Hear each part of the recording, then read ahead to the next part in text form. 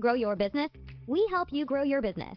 Today, we are excited to invite you to the Connectional America exclusive business networking event, powered by the fast-growing, popular podcast, the American Business Podcast for the Next Generation ABP. This exclusive business networking event is an online event. You can connect online anywhere in the world. Join us. Meet with business professionals, executives, and leaders. Introduce yourself, your company, your products, and your services to other businesses. Make meaningful business connections, expand your professional network, and grow your business. This exclusive business networking event will be moderated by the founder and host of the American Business Podcast, Kevin DeVecchi. Limited seating. Register today. Visit www.americanpodcast.tv to register today. Registration link is listed in description as well. Attendee contact list will be shared. We help you grow your business. Hope to see you there. Register today.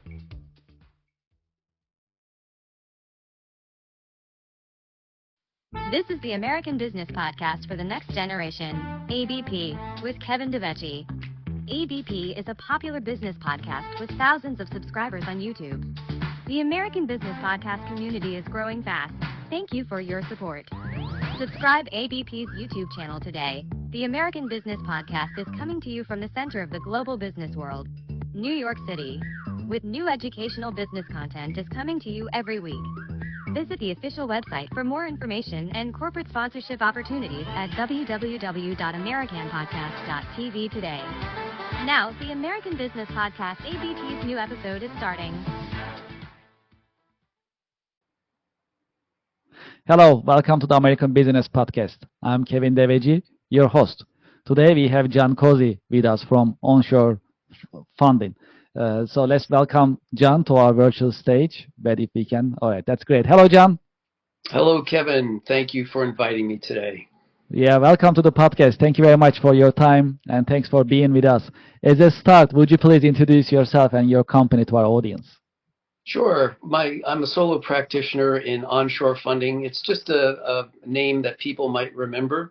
We specialize in business loans and business lines of credit. We only work with business owners, and that's it's a complicated field, so I just focus on those two aspects of things compared to people who want to get stock investors and equity in their company. It's a different kind of animal, so we just focus on business loans and business lines of credit. How did you choose your career? I've kind of evolved into that. I started off in college as a computer science and math and economics major, moved into business school directly in finance, fell in love with options, was an institutional options trader and salesman, worked in financial investments, technology, investment research, and it was an evolution. My latest role was with a company that did a very narrow form of funding, and I realized that as I was interviewing potential businesses that I should be able to offer them a variety of solutions as opposed to just one solution. So many people will go to a bank for a loan and they don't qualify for a loan, but they don't know that there are so many other funding sources out there after the bank says, I'm sorry, we can't do that, or their loan application is turned down. So I think I can serve people and businesses better by being a generalist. Can you please tell us about your work a little bit? What are the exciting and challenging parts of your work? Oh my gosh, there are so many, so many challenges. Usually a business comes to me, to folks when they're already in trouble and they're in a hurry and they needed the money yesterday. So really it's the timing challenge. And sometimes the timing is, I need to get this $500,000 loan done by Monday. And of course, today is Friday, that kind of thing. You just can't help them then. The challenges are working with what the resources of the business owner has. For example, the business owner may not have, if they're a real small business owner, they may not have the financials that you need.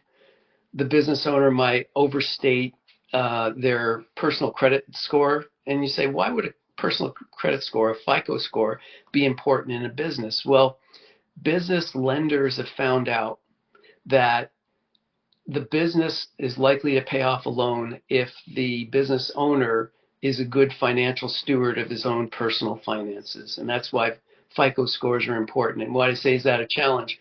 Sometimes people will tell me they have a 700 credit score and they have a 600 credit score.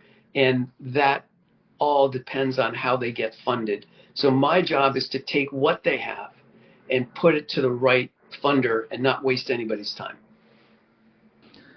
Because of the nature of your business, you work with many different small businesses. Oh So gosh. in your experience, I'm sure you meet with many of them from different industries, different sizes.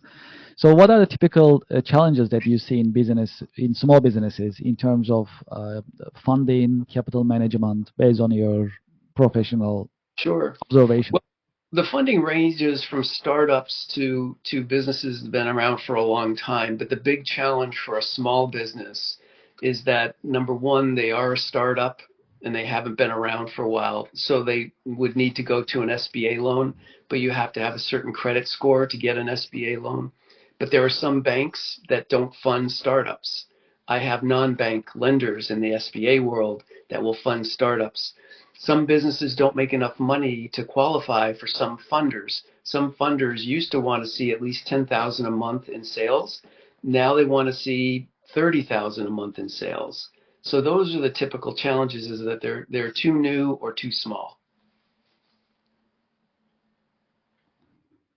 Well, in terms of your professional experience and observation, can you share some success stories, those companies, small businesses that manage capital well, funding well, some success stories if possible? We don't have to have the company name, but just some examples will be great. Yeah, I would say this. I don't expect any small business to be good at financing and financial stewardship, because the owners are good at what they do and they're trying to run their business from day to day. So they have to rely on others. And I have relationships with a couple of CPA firms that are good financial stewards, and they know to come to me. For example, I'm working, one advisor alone has a few different clients who will at some point in time want to sell their business or buy a new business or have a key employee buy the business. They know enough to ask an expert. Now, we think about lawyers. We don't have law degrees. We go to a lawyer if we need legal advice. We go to an accountant if we need bookkeeping and financials. We go to a commercial banker if we can get a commercial loan. In the commercial lending space, you need to go to somebody who knows that space, because those other three players know what they don't know what they don't know, and they come to me with referrals for their clients because I work in this space all the time. This is such a, loans, and where we are now, it's May of 2025, and there's a lot of uncertainty about the economy. Lenders are becoming more stringent in their lending practices. Some of them are restricting certain types or raising the bar for the requirements of their loans, and it's a dynamic environment. So small businesses just need to know that although they could do that by themselves, it would take hours and hours of trial and error. And the question is, do you really want to do that? Or do you want to use someone who is more familiar with the space to guide you along? I'd like us to talk about a little bit of AI, if possible. That's a popular subject. Some businesses implement AI practices, some technologies in their own trades, own businesses. What is your take in terms of AI and how AI is changing or will be changing business, and what type of changes it may bring to your industry?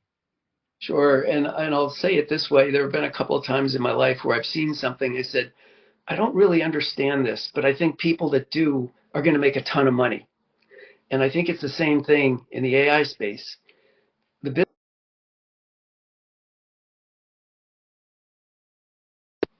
businesses are trying to figure it out right now, and there's trial and error. But in the financial space, it could be highly leveraged.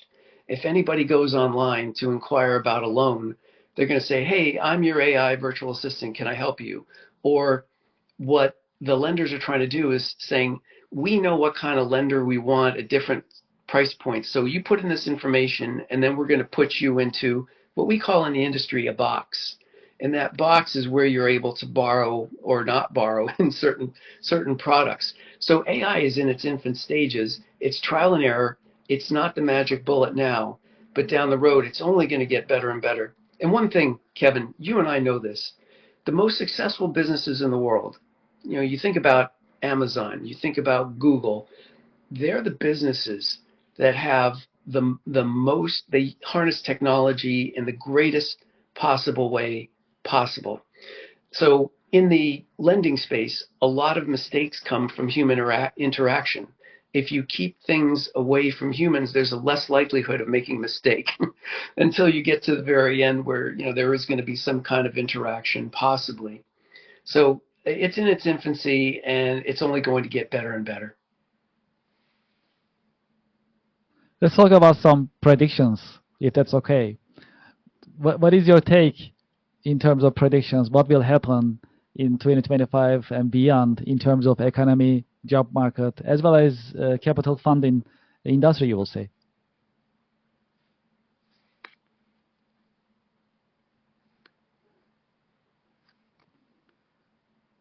John?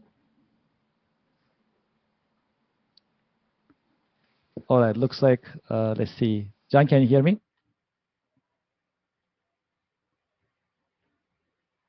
All right, let's give him a minute. Well, in the meantime, yes, so, all right, so let's see, let's make sure he connects, and then we continue our conversation. All right, so can you hear me now? Yes, thank you. All right, perfect. Yeah.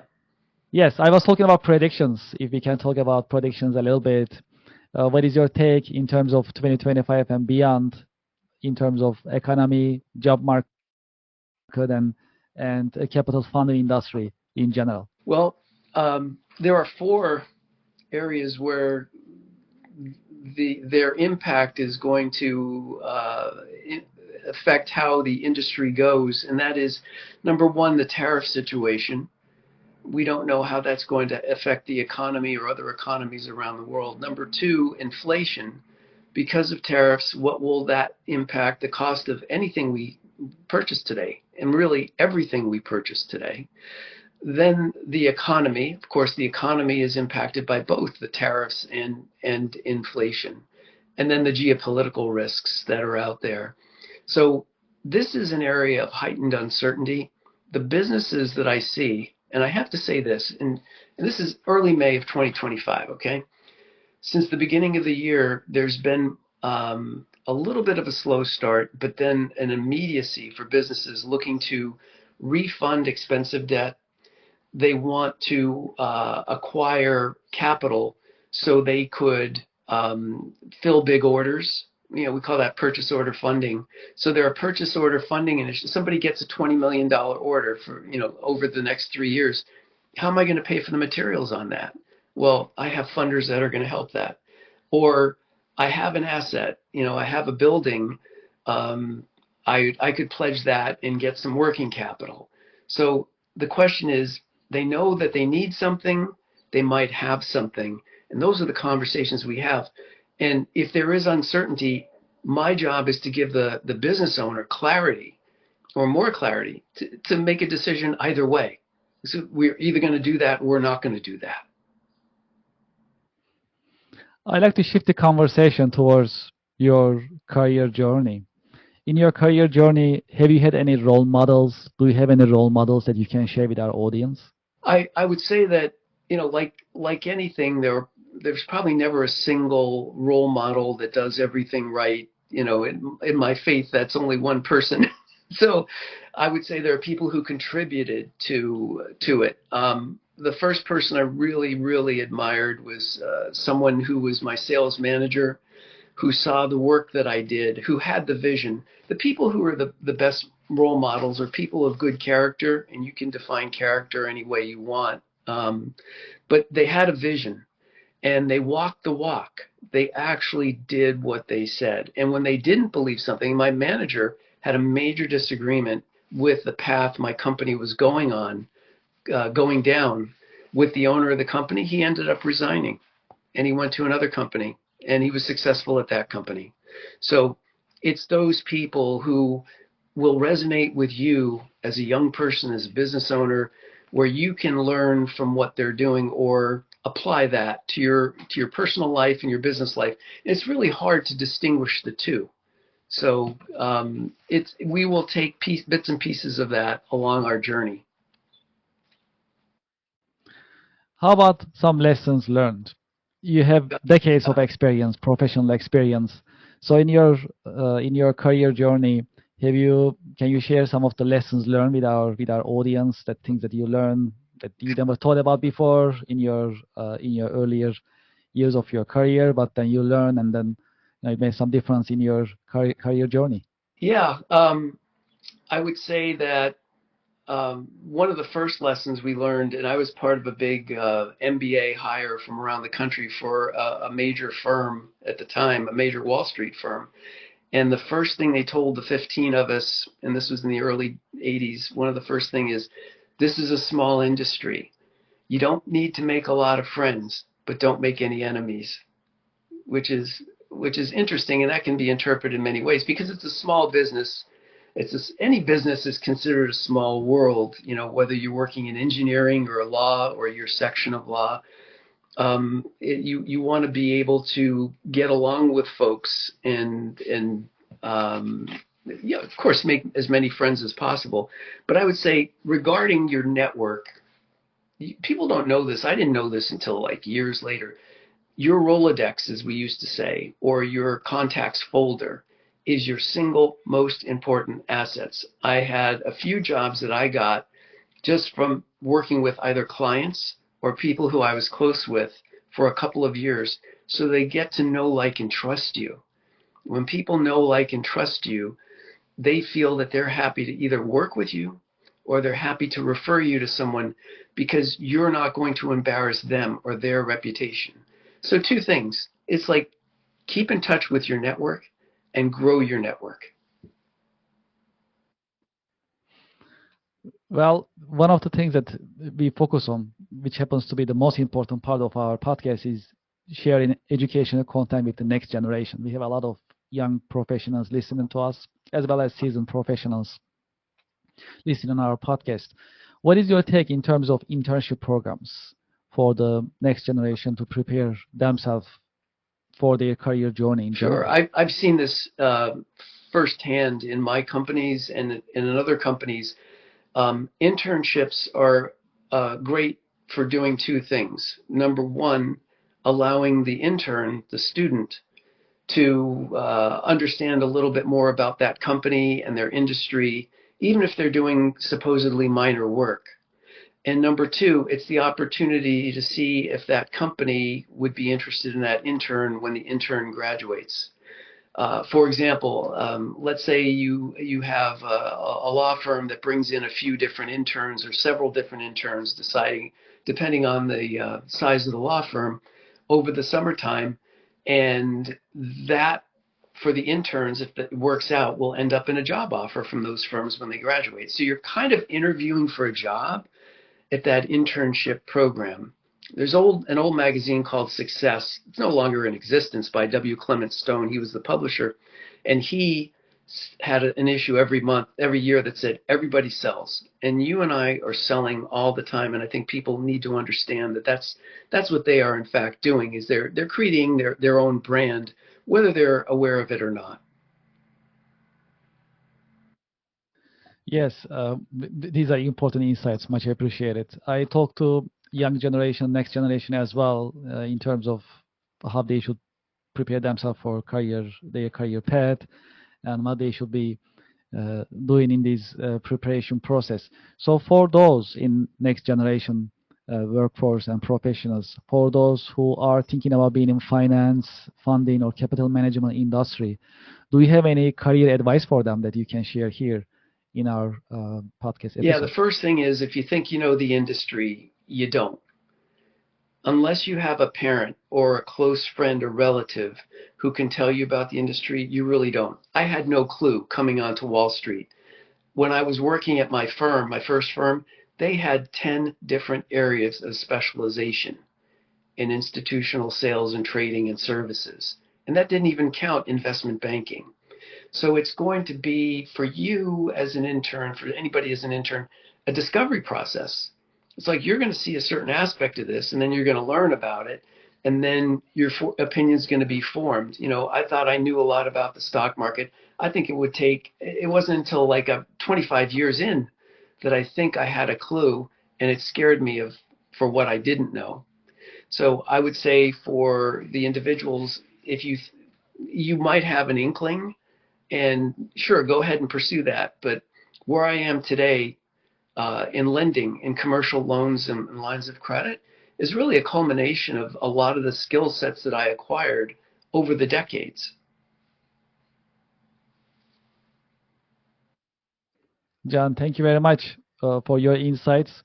Before we end our episode, how our audience can reach out to you if they like to get in touch with you, continue this conversation, or they like to contact you. What is the best way to contact Thanks, you? Kevin. Well, I hope it's in my nameplate there. It's John K at onshorefunding.com. But I think they should just go to the AmericanPodcast.tv website and get in touch Okay. with you, and you can Yes. get in touch with me. All right. Sounds great. John, thank you very much for your time, and thank you for sharing your insights with our audience Thanks for today. the time, Kevin. Nice to see you. It's a pleasure, as always. Thank you very much. And to our audience, thank you very much for listening to us today. We had another informative session with John Kozey from Onshore Funding, and we are planning to have many more other informative sessions to bring you informative, educational business content every week. Also, thank you so much for your support on YouTube. We have more than 14,000 YouTube subscribers, and this number is growing on daily basis. That's really motivational for us. If you haven't done so, please go to our YouTube channel, American Business Podcast for Next Generation ABP. Please subscribe, like, leave your comments. We really appreciate it. If you have an idea that you'd like us to cover in one of our podcast episodes, you can send us an email, americanbusinesspodcast@gmail.com. If you'd like to be a guest in one of our podcast episodes, also you can send us an email. We keep an open mind. We love to hear from you. You send us emails, messages. We are very happy. We respond. We are very responsive in that sense, and we'll continue to do so. So you can reach out to us anytime for any ideas that we can cover in podcast, or you like to be a guest. You may be wondering what is coming up next in our podcast episodes. We have a whole list listed in our website. Our official website is www.americanpodcast.tv. You can go to our website. As soon as you log in, you'll see the list of coming episodes that we announce. You'll see what is coming in terms of subjects, who will be our guest. You can also see that, and you can also see our Spotify link, Amazon Music link, and other links as well, including YouTube channel. I'd like to thank you for your time, and thank you for your interest. Looking forward to seeing you at our coming episodes. Thank you very much. Do you want to grow your business? We help you grow your business. Today, we are excited to invite you to the Connectional America exclusive business networking event, powered by the fast-growing, popular podcast, the American Business Podcast for the Next Generation AVP. This exclusive business networking event is an online event. You can connect online anywhere in the world. Join us. Meet with business professionals, executives, and leaders. Introduce yourself, your company, your products, and your services to other businesses. Make meaningful business connections, expand your professional network, and grow your business. This exclusive business networking event will be moderated by the founder and host of the American Business Podcast, Kevin DeVecchi. Limited seating. Register today. Visit www.americanpodcast.tv to register today. Registration link is listed in description as well. Attendee contact list will be shared. We help you grow your business. Hope to see you there. Register today.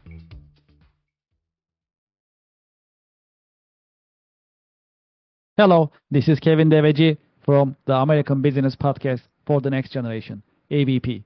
I would like to personally invite you to the Connection America Business Networking event that will take place in May 2025.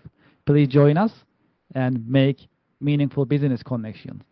Connection America will run virtually. You can connect from anywhere in the world, as well as from North America and the United States. I hope you can join us. Please sign up, and I'm looking forward to seeing you at the Connectional America Business Networking event. Thank you very much.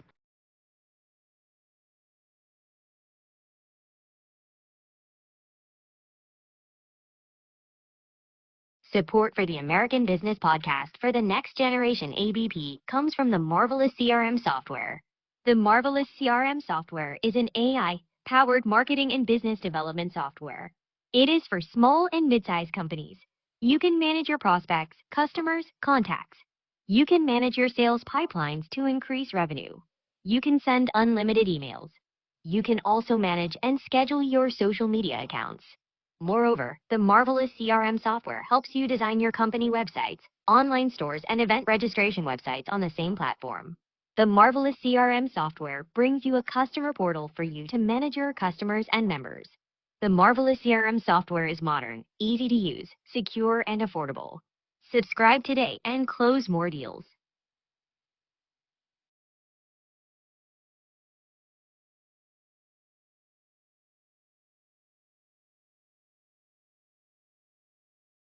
This is the American Business Podcast for the next generation, ABP, with Kevin DeVecchi. ABP is a popular business podcast with thousands of subscribers on YouTube. The American Business Podcast community is growing fast.